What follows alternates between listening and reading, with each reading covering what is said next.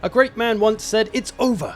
I've got the high ground." And then he chopped another man's legs off. Now today I'm going to teach you how to not become the legless one, because there are a lot of advantages to holding the high ground, so we'll learn how to take those away. But first, what are those advantages and why are they so powerful? Well, a good elevated defensible position will make the flanking units of the attacking army have to go out wider to get around your flanks typically, and because they're running up a hill, that's going to slow down their movement speed and give you time to prepare to deal with them. And that's the case for all the units that have to run up the hill, especially the infantry. That's going to be slowed down, and everything's going to take more fatigue running uphill as well. Melee units also do extra damage when they're above their opponent to some degree, up to 30% more melee damage. So being on the higher side of a hill slant will make you do a bit more damage. And the same idea with missile units and artillery shooting down on enemies. Up to 30% more damage on their projectiles depending on how high they are above the target. And of course that couples nicely with the slow movement speed of the approaching units. So some pretty dangerous advantages that we don't want our enemy to have. But will the AI always hold the smart defensive position?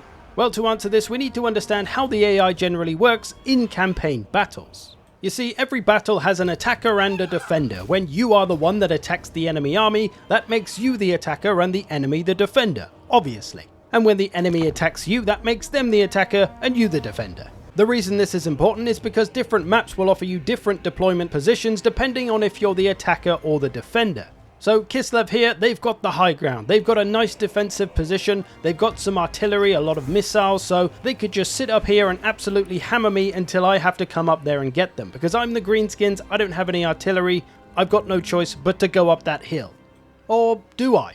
When I press start battle, guess what happens? Kislev, well, they come down off their hill. Why? Because they are the attacker in this battle, and the AI doesn't really understand the strong defensive position it had, and that it had the ranged advantage. So it comes down off the hill and gives up all those advantages it had. The flank protection, the extra damage, the fatigue it would cause me.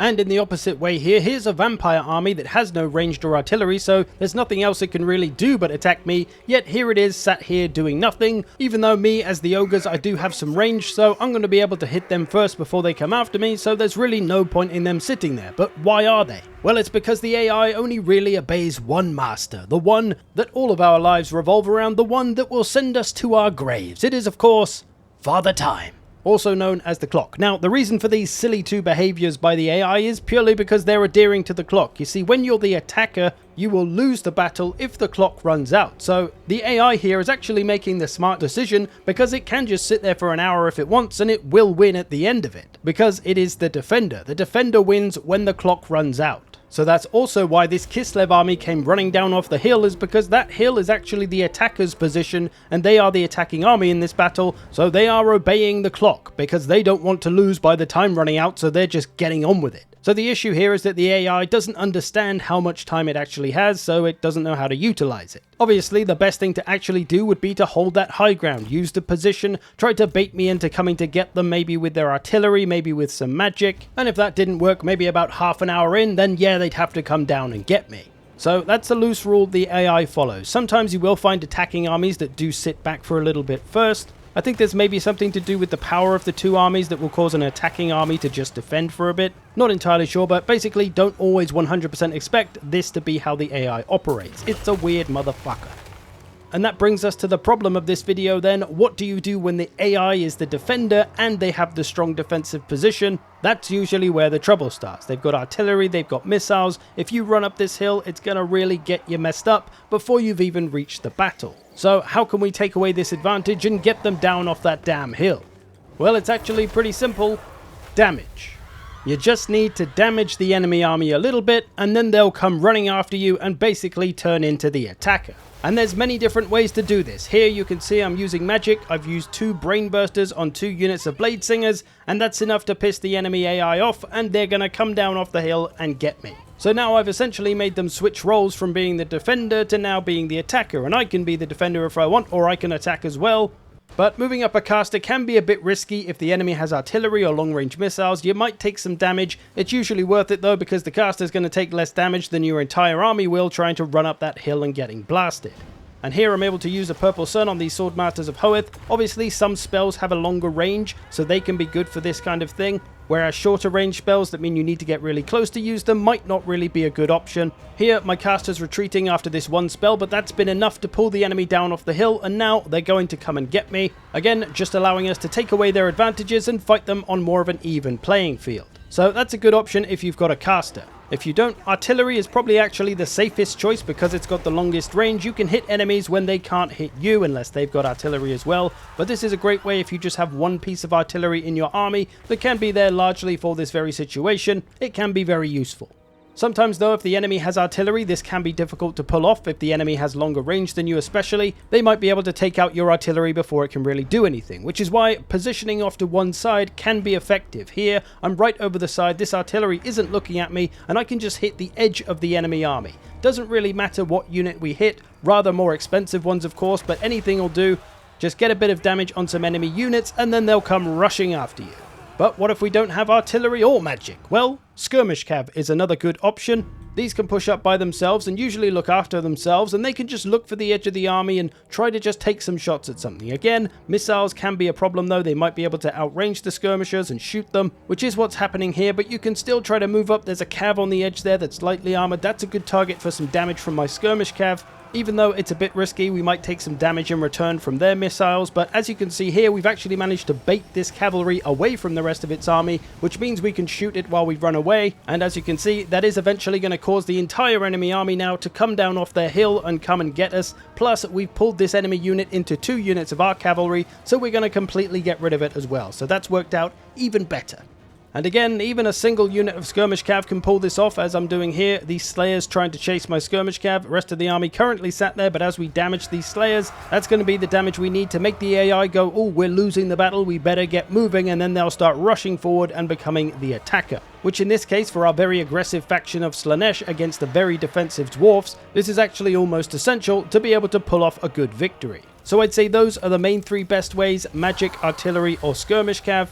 If you don't have any of those, maybe you might have a lord that can drop some summons. Those units could do damage before they die. That might be enough to pull the enemy in. Or if you just have a highly mobile lord or hero, they could try to find an isolated unit, do some damage to them, and then get out of there before the enemy comes after them properly. Breath attacks, if you have them, those can be a good way to do some quick damage on a unit. That could also be enough to bring the enemy after you. If you're really desperate and you don't have anything else, you could try any lord or hero with some mobility to try and bait an enemy unit out away from the rest of its army and pull it into a little ambush, maybe with some of your units in the trees. Or you could try just moving up a single missile unit and trying to shoot the edge units of an army. In this case, it's difficult when the enemy's shooting back because they're probably going to defeat us. But if that one unit that gets messed up can pull it off, then it's going to save the rest of your army a lot of damage. So there's a bunch of ways to get the AI to come to you in any battle situation, but it does err on the slight side of being an exploit or cheesing the AI almost, but only lightly, so I don't mind it. I'm not a cheese player by any means, but if it's the difference between winning or losing a battle though, then this is a pretty inoffensive way to help your cause. However, I've got a couple of options if you'd rather avoid all cheese, and might be actually the better option in general anyway, where possible. So here is the Empire against a Skaven army that's got the high ground. They've got a lot of missiles, some artillery. If I just run up the hill into them, I'm going to get absolutely plastered by all that ranged. But hell, let's try it. Just for an example, let's see how much damage we take and if we can win the battle just charging straight at the enemy. No tactics required, let's just rush them. Bear in mind, we are running up a hill here. We are getting more tired as we run, and we're moving a bit more slowly because we're going uphill, so the enemy's getting more time to damage us. We're getting there though, we're nearly at the front line, and by the time we do get there, we've got about 4 or 5 units that have lost maybe half their health, so pretty significant amounts of damage, but not a death sentence by any means. It's not going to be a guaranteed loss now, and we're doing fine really. We're using pretty basic tactics, rushing up at the front line, flanking around with all the cavalry, getting after those missiles and artillery, using a bit of magic in there as well, all this fire going around. But eventually we will win the battle, so it's fine, right? Why bother with tactics? Just charge up the hill, you can win the battle. Well, let's take a look at some losses. As we can see here, my army is pretty battered. We've lost a lot of good boys, and our losses, nearly 800 men lost in this battle. So not a great result, a Pyrrhic victory by all means, and the enemy with 1,500 losses.